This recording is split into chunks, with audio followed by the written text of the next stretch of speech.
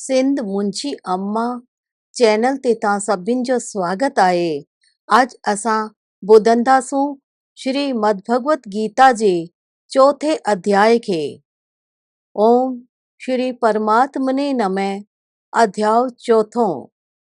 श्री कृष्ण भगवान चवनि था, हे अर्जुन, मूं हिन अविनाशी योग जी ॻाल्हि कल्प जे आदि में सिज खे ॿुधाई हुई ऐं सिज पंहिंजे पुट मनुअ खे ॿुधाई।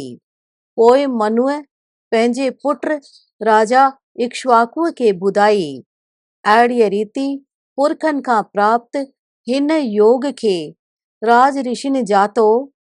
पर हे अर्जुन, उहो योग घणे वक़्त खां हिन पृथ्वी लोक खां अलोप थी वियो हो।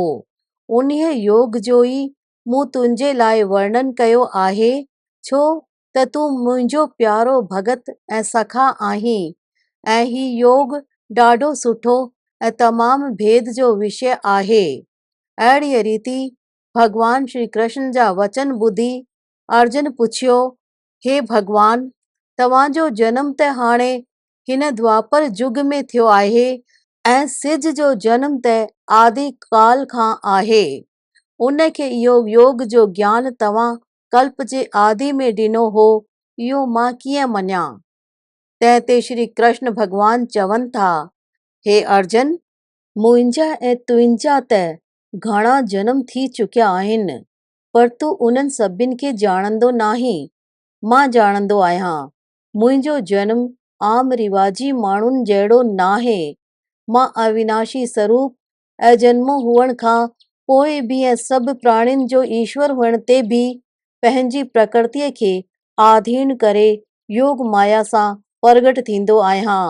हे पार्थ, जॾहिं जॾहिं धर्म जो नाश ऐं अधर्म जो वाधारो थींदो आहे, तॾहिं तॾहिं मां पंहिंजो रूप रचे प्रगट थींदो आहियां। मां साध पुरुषनि जे उद्धार लाइ ऐं खोटा कर्म करण वारनि खे नाश करण लाइ ऐं धर्म जी स्थापना करण लाइ हर युग में प्रगट थींदो आहियां। तंहिं करे हे अर्जुन, मुंहिंजो जनम ऐं कर्म अलौकिक आहे। अहिड़ीअ रीति जेको इंसान मूंखे तत्व खां ॼाणंदो आहे, सो शरीर त्यागे वरी जनम कोन वठंदो आहे ऐं मूंखे प्राप्त कंदो आहे।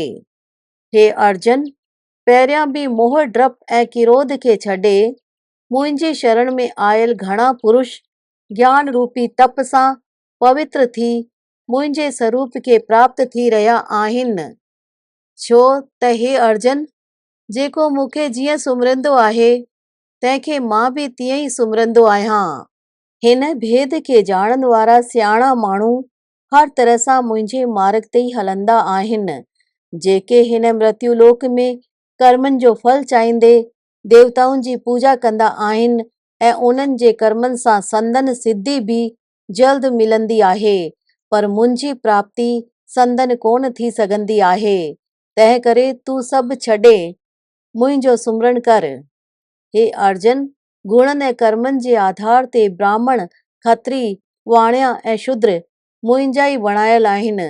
तॾहिं बि तूं मूंखे निर्लेप मञ, छो त कर्मनि जे फल में मुंहिंजी लालच कोन्हे। तंहिं करे कर्म मूंखे लुड़ाए न सघंदा आहिनि।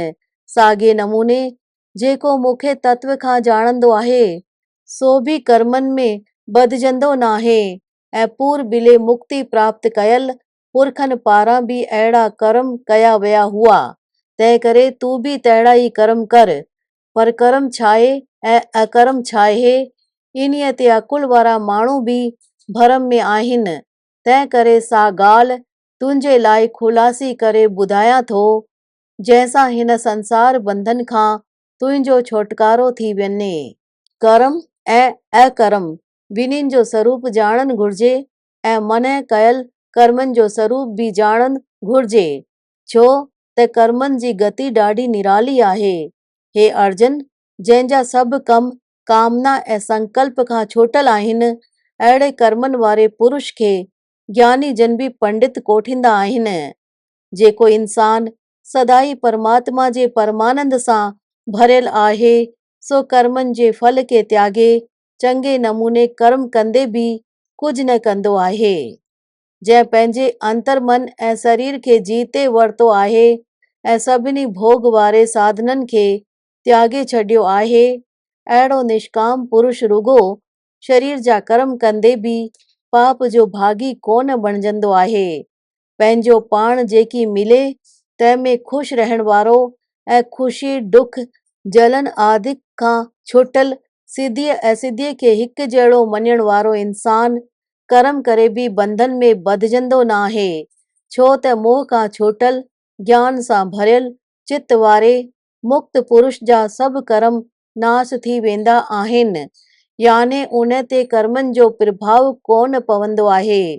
से पुरुष त ॼण यज्ञ में लीन आहिनि ऐं उन्हनि लाइ त अर्पण बि ब्रह्म आहे, त हवन जा पदार्थ बि ब्रह्म आहिनि ऐं ब्रह्म रूप अग्नीअ में ब्रह्म रूप कर्ता जे पारां जेकी हवन कयो वियो आहे सो बि ब्रह्म आहे।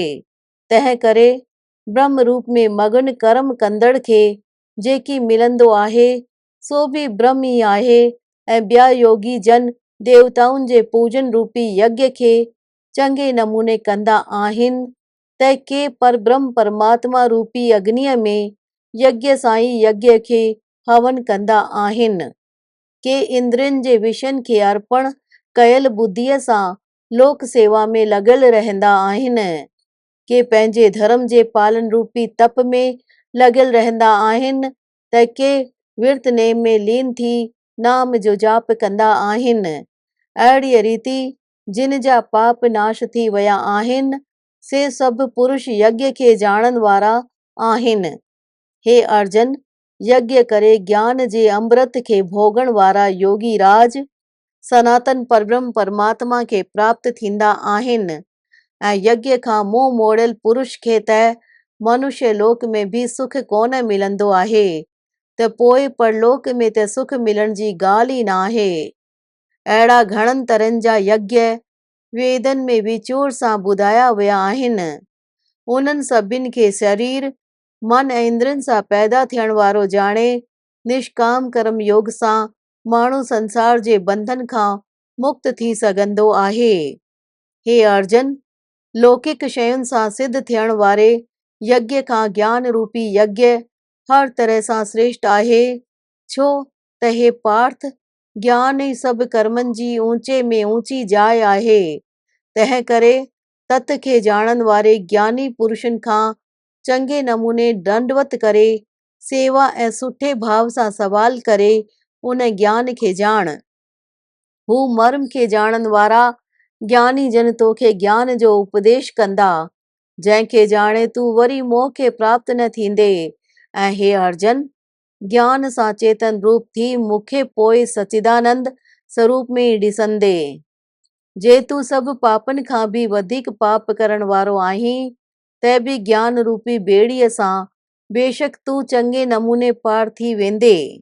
जीअं बरंदी बाहि काठियुनि खे भस्म करे छॾंदी आहे, तीअं ई ज्ञान रूपी अग्नि सभु कर्मनि खे भस्म करे छॾंदी आहे। तंहिं करे हिन संसार में ज्ञान जहिड़ी पवित्र करण वारी शइ बेशक ॿी काई नाहे। उन्हीअ ज्ञान खे योग बुद्धीअ सां शुद्ध अंतःकरण वारो पुरुष आत्मा में महसूस कंदो आहे। हे अर्जन, इंद्रियनि खे जीतियल श्रद्धावान पुरुष ज्ञान खे प्राप्त थींदो आहे। ज्ञान खे प्राप्त थी परम शांतीअ खे प्राप्त थी वेंदो आहे। श्रद्धाहीन ऐं वहमी पुरुष परमार्थ खां परे थी वेंदो आहे। तंहिंमें बि वहम करण वारे पुरुष लाइ त न सुख आहे न हीअ लोक आहे न परलोक आहे, याने हीअ लोक ऐं परलोक ॿई उन्हीअ लाइ नास थी वेंदा आहिनि। हे धनुषधारी, सभ खे हिकु जहिड़ो ॾिसण वारी बुद्धीअ जे योग सां जंहिं पंहिंजा सभु कर्म भॻवान खे अर्पण करे छॾिया आहिनि ऐं ज्ञान सां जंहिंजा सभु शक वहम नाश थी विया आहिनि, अहिड़े पुरुष खे कर्म ॿधी कोन सघंदा आहिनि। तंहिं करे हे अर्जन, तूं ज्ञान रूपी तरार सां हृदय में वेठल अज्ञान रूपी संशय खे छॾ युद्ध लाइ उथी वियो। हिते श्री भगवत गीता श्री कृष्ण अर्जुन संवाद जो चौथों अध्याय ज्ञान कर्म संन्यास योग नाले संपूर्ण थियो।